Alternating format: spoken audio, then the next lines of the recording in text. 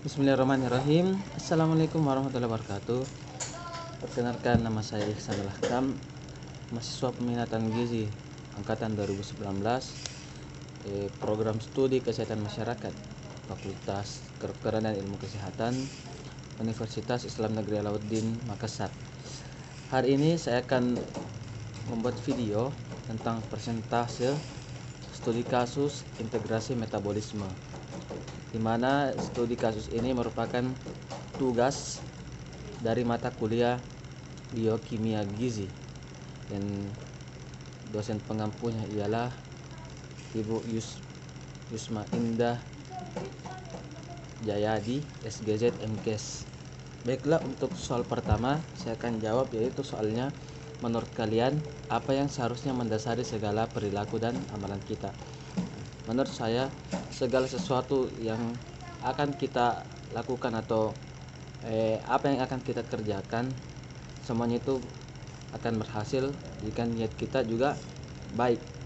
Amalan kita akan baik jika niat kita baik. Jadi semua dasar dengan niat. Sebagaimana Rasulullah telah bersabda bahwa innamal a'malu binniyat, sesungguhnya amalan itu tergantung dari niatnya. Maka jika kita ingin menghasilkan sesuatu yang baik, maka niatkanlah sesuatu itu dengan yang baik, gitu. Jadi semua dasar dengan niat. Terus yang kedua, apabila kita membutuhkan energi dalam kehidupan kita, bahkan untuk sekedar tidur pun membutuhkan energi, apakah penghasil energi hanya terdapat pada 3 gizi makro, yaitu karbohidrat, protein, dan lipid? Apabila ada yang lain, coba jelaskan. Jawabannya hanya terdapat pada gizi makro tersebut. Tidak ada yang terdapat di zat yang lain seperti gizi mikro, tidak ada. Karena tugas dari zat gizi makro itu pembentuk energi. Adapun tugas dari mikronutrien atau zat gizi mikro ialah untuk melengkapi atau membantu proses pembentukan energi, hanya membantu prosesnya pembentukan energi dari zat gizi makro hingga terbentuk ATP atau energi yang berguna untuk tubuh kita. Terus untuk nomor 3, apakah nasi, telur, dan minyak untuk menggoreng telur dalam bentuk karbohidrat, protein, dan lipid akan bertemu pada siklus asam sitrat setelah terjadi proses katabolisme? Perhatikan buktinya. Seperti pada siklus ini, dimana memperlihatkan bahwa proses protein, karbohidrat, dan fat masuk ke asam sitrat. Ketiganya saling berhubungan, dimana di awal dari karbohidrat, yaitu glukosa, yang berkatabolisme menjadi triase fosfat. Triase fosfat ini juga dapat menganabolisme hingga membentuk glukosa. Dari triase fosfat terus berubah menjadi PE0 pirufat, sehingga terus menjadi pirufat, dan pirufat menjadi oksaloasetat, masuk ke siklus asam sitrat, di mana terjadi siklus asam sitrat hingga menghasilkan ATP, energi untuk tubuh manusia. Terus proses protein untuk masuk ke siklus asam sitrat melalui asam amino, melalui salah satu zat asam amino, yaitu metionin ditambah serin, menghasilkan cysteine.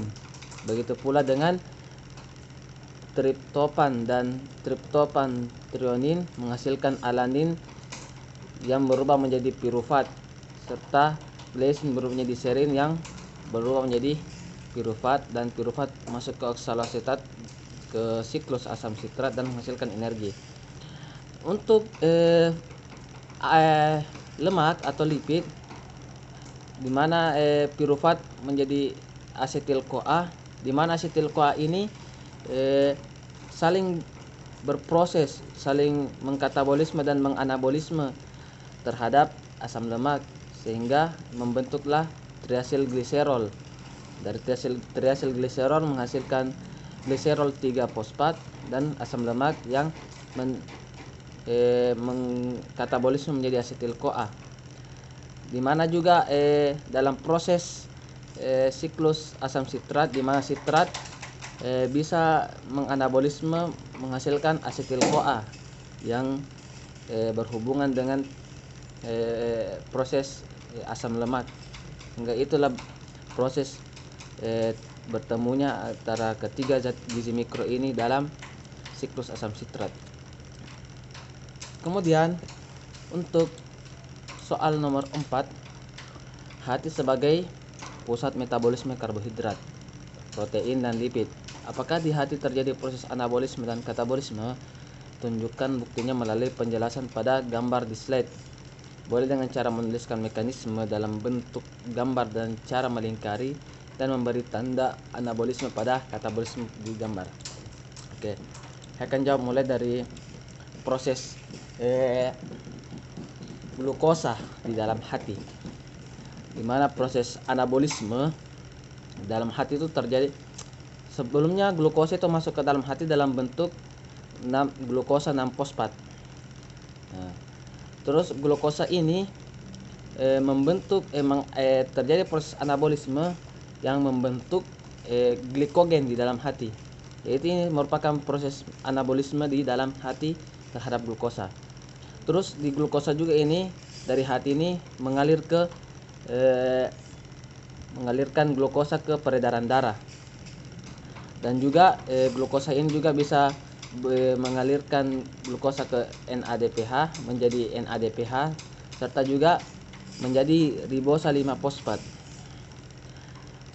Selanjutnya glukosa ini di dalam hati mengalami proses katabolisme yang dikenal dengan nama glikolisis, yang dimana merubah glukosa menjadi energi melalui proses glukosa berubah menjadi pirufat, lalu pirufat masuk ke asetil-CoA. Nah, di asetil-CoA ini masuk ke siklus asam sitrat, hingga di siklus asam sitrat mengeluarkan karbon dioksida. Setelah itu dari siklus asam sitrat mengeluarkan juga elektron, dan dengan ADP ditambah fosfat berubah menghasilkan energi, serta oksigen berubah menjadi air H2O. Terus terjadi lagi proses anabolisme di asetil-CoA, di mana asetil-CoA membentuk kolesterol dan asam lemak, sehingga asam lemak ini menghasilkan triasilgliserol dan fosfolipid. Itulah proses terjadinya anabolisme dan katabolisme glukosa pada di dalam hati, di hati pada glukosa. Selanjutnya proses anabolisme dan katabolisme protein, di mana proses anabolisme dalam protein dalam hati, di mana asam amino yang masuk dalam hati membentuk hormon-hormon yang yaitu nukleotida dan hormon porfirin. Selanjutnya juga proses anabolisme selanjutnya itu membentuk protein di hati dan plasma protein. Di hati juga asam amino mengalir di peredaran darah membentuk jaringan protein. Untuk proses katabolisme asam amino di dalam hati itu pertama itu mengkatabolisme atau membentuk amonia dan masuk ke siklus urea. Untuk katabolisme yang kedua yaitu ketika asam amino berubah menjadi energi melalui proses masuk ke pirufat, lalu masuk ke asetil-CoA, sama dengan proses proses glikolisis. Itu masuk ke pirufat dan masuk ke asetil-CoA. Asetil-CoA masuk ke siklus asam sitrat dan menghasilkan energi. Di siklus asam sitrat juga terjadi proses anabolisme, di mana terbentuk lagi glukosa, dan glukosa kembali membentuk glikogen. Terus untuk proses anabolisme lainnya, katabolisme lainnya itu asam amino pada otot membentuk alanin, dan alanin masuk membentuk pirufat. Nah, terus untuk siklus anabolisme lainnya di asetil-CoA sama seperti tadi glukosa, terdapat juga siklus anabolisme di dalam asetil-CoA, yaitu membentuk asam lemak dan membentuk lipid. Selanjutnya untuk proses lipid, proses anabolisme lipid dan katabolisme lipid di dalam hati, di mana proses katabolisme lipid itu yaitu membentuk lipid di dalam hati, terus membentuk juga plasma lipoprotein serta mengalirkan asam lemak bebas di peredaran darah. Untuk proses katabolisme dari lipid tersebut ialah pertama membentuk NADH. Yang kedua sama juga dengan dua makronutrien sebelumnya, yaitu masuk ke asetil-CoA dan masuk ke siklus asam sitrat dan menghasilkan energi. Di asetil-CoA juga bisa mengkatabolisme membentuk keton body, membentuk keton di peredaran darah. Terus anabolisme lainnya di asetil-CoA yaitu membentuk kolesterol dan membentuk garam di limpa. Setelah itu di limpa, setelah itu dan di kolesterol membentuk lagi hormon steroid. Jadi begitulah proses makronutrien pembentukan anabolisme dan untuk soal nomor 5, yaitu setiap fungsinya tubuh juga membutuhkan energi dalam setiap fungsinya. Pada setiap bagian tubuh kita, otak, otot, jantung, hati, sistem pencernaan, sel darah merah, ginjal, dan jaringan adiposa. Sumber energi apa yang digunakan dan energi apa yang dilepaskan dalam bentuk apa saja. Oke. Saya akan jelaskan untuk nomor 5 ini. Seperti yang dijelaskan tadi, ada otak, otot, hati, jantung, sistem pencernaan, sel darah merah, ginjal, dan jaringan adiposa. Oke. Untuk di otak dulu itu dia membutuhkan energi, yaitu glukosa dan keton. Dimana dalam pengeluaran energi itu yang mengeluarkan itu laktat pada saat kelaparan. Jadi otak itu membutuhkan energi glukosa dan keton dan mengeluarkan energi laktat pada saat tubuh kelaparan. Terus yang kedua itu adalah otot, yang dimana otot ini cukup kompleks dalam pemenuhan energinya, yaitu membutuhkan glukosa, asam lemak bebas, triacylglycerol, dan asam amino dan asam amino berantai. Nah, di mana dia mengeluarkan energi berupa laktat, alanin, dan glutamin. Terus untuk jantung membutuhkan energi, yaitu asam lemak bebas, triacylglycerol, keton, glukosa, dan hanya cuma glukosa, keton, triacylglycerol, dan asam lemak bebas. Dimana di jantung tidak terjadi pengeluaran energi ya, dalam jantung. Terus untuk hati, dimana hati ini juga cukup kompleks, membutuhkan asam amino, asam lemak bebas, gliserol, glukosa, dan alkohol. Dimana di hati ini juga mengeluarkan glukosa, keton, laktat. Untuk selanjutnya itu pada organ saluran pencernaan, di mana saluran pencernaan membutuhkan glukosa dan glutamin dan mengeluarkan laktat, dan alanin.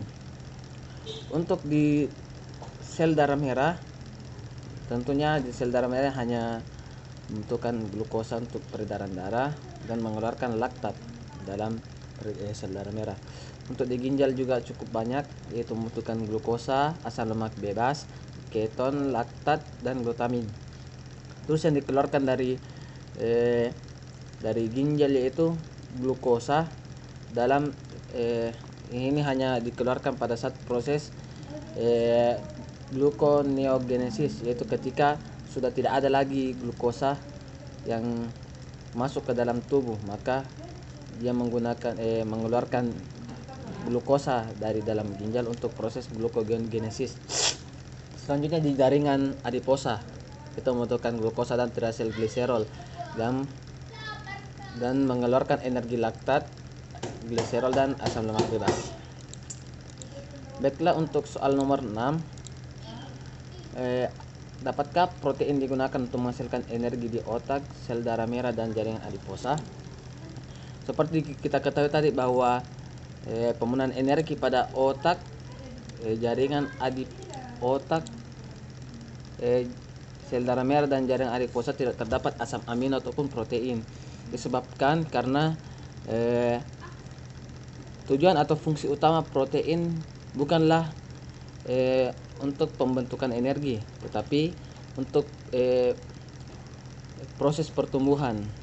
Walaupun fungsi protein juga termasuk fungsi untuk proses pembentukan energi, namun fungsi utamanya itu untuk pertumbuhan, dan untuk pembentukan energi itu pun sedikit, tidak dibutuhkan di otak, sel darah merah dan di jaringan adiposa.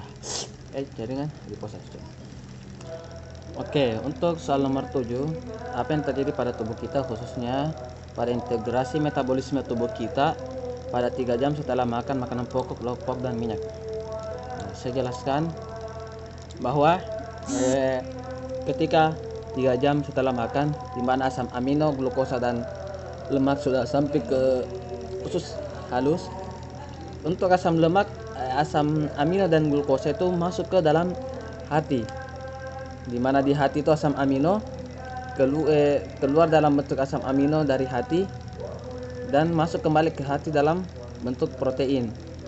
Terus asam amino di luar hati keluar dan masuk ke otot menjadi protein, masuk ke sistem saraf pusat menjadi protein, dan masuk ke jaringan adiposa menjadi protein. Serta juga asam amino ini masuk ke dalam proses pembentukan energi, yaitu berupa menjadi pirufat. Nah, untuk glukosa itu sendiri di dalam hati, glukosa juga melakukan proses anabolisme membentuk glikogen, dan juga glukosa itu masuk ke dalam sistem saraf pusat dan sel darah merah dalam bentuk glukosa. Terus juga glukosa ini tentunya masuk proses dalam pembentukan energi, yaitu masuk ke pirufat lalu berubah jadi lemak, dan dari lemak itu berubah menjadi VLDL. Untuk lemak tersendiri yang di usus halus itu dia tidak masuk ke dalam hati, namun masuk ke sistem peredaran darah berupa silomikron. Terus masuk di silomikron berubah menjadi asam lemak. Sama juga lemak juga berubah menjadi VLDL, berubah menjadi asam lemak. Terus asam lemak masuk ke jaringan adiposa menjadi lemak kembali. Jadi itu merupakan proses 3 jam setelah kita mengkonsumsi makanan di dalam organ tubuh kita. Selanjutnya nomor 8. Pada saat puasa di Eropa hingga 18 jam, apa yang terjadi pada tubuh kita, khususnya pada integrasi metabolisme tubuh kita? Oke. Untuk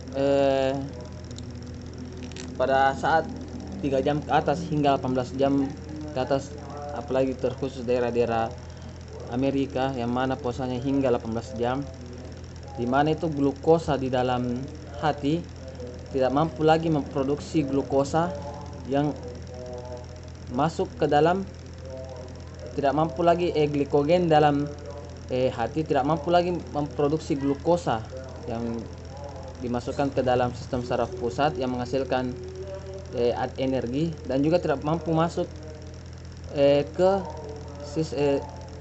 sel darah merah sehingga tidak terdapat energi dalam sel darah merah. Dan juga apabila 18 jam kita berpuasa, laktat dalam otot tidak bisa masuk ke dalam hati. Adapun juga gliserol dan asam lemak di dalam jaringan adiposa tidak bisa masuk ke dalam otot maupun laktat masuk ke dalam jaringan adiposa. Jadi itu yang terjadi ketika 18 jam kita berpuasa pada tubuh kita. Selanjutnya nomor 9, pada saat terjadi gempa dan belum ada bantuan hingga setelah 18 jam sampai 2 hari tidak makan, hanya minum saja, apa yang terjadi pada proses metabolisme tubuh kita? Nah, kita lihat pada gambar ini bahwa sudah tidak ada lagi asam amino yang masuk ke dalam hati. Sudah tidak ada asam amino dari otot, asam laktat dari otot masuk ke dalam hati sudah tidak ada lagi, sehingga menghambat proses pembentukan energi di dalam hati. Serta juga sudah tidak bisa lagi mengantarkan glukosa seperti pada saat 3 jam setelah makan, 18 jam setelah makan, glukosa juga sudah tidak bisa mengantarkan dari hati ke sistem saraf pusat maupun ke sistem peredaran darah. Itu yang terjadi ketika 18 jam atau hingga 2 hari kita tidak makan. Selanjutnya soal nomor 10. Kelaparan melanda kota Madya di Suriah akibat perang sipil yang berkecamuk lebih dari 5 tahun. Masyarakat bertahan hidup dengan air dan dedaunan yang bisa dimakan. Namun ketika musim salju berlangsung hampir seminggu menyebabkan tidak ada lagi daun yang bisa dimakan, menurut analis adik-adik, mereka masuk fase apa pada fat phase cycle? Jelaskan proses dalam tubuh berkaitan dengan hal tersebut dan membuat mereka bisa bertahan setidaknya selama 40 hari. Untuk nomor 10 ini, keadaan 40 hari tidak makan, maka dia akan masuk ke dalam fase starvation of long term phase, artinya kelaparan yang berkepanjangan, di mana pada fase ini eksogen atau energi dari luar sudah mulai habis selama 4 jam, sehingga ditopang oleh endogen yang terdapat dalam tubuh. Begitu pula dengan 3 jam setelah kelaparan, glikogen mulai aktif menghasilkan cadangan gula dalam tubuh. Proses glikogen ini hanya berlangsung selama sekitar kurang lebih 28 jam lebih. Setelah itu glikogen akan habis. Setelah itu muncullah juga gluconeogenesis, di mana proses pembentukan glukosa di luar menggunakan zat-zat gizi lain. Akibat zat glukosa sudah habis dalam tubuh, maka terjadilah proses gluconeogenesis, di mana proses ini berlangsung ketika glikogen sudah habis, maka gluconeogenesis akan aktif dan akan terus menghasilkan glukosa dari zat lain hingga 40 hari dan habis. Jadi begitulah proses yang terjadi ketika 40 hari orang tidak makan. Sekianlah presentasi saya mengenai studi kasus integrasi metabolisme. Kurang dan lebihnya mohon dimaafkan. Assalamualaikum warahmatullahi wabarakatuh.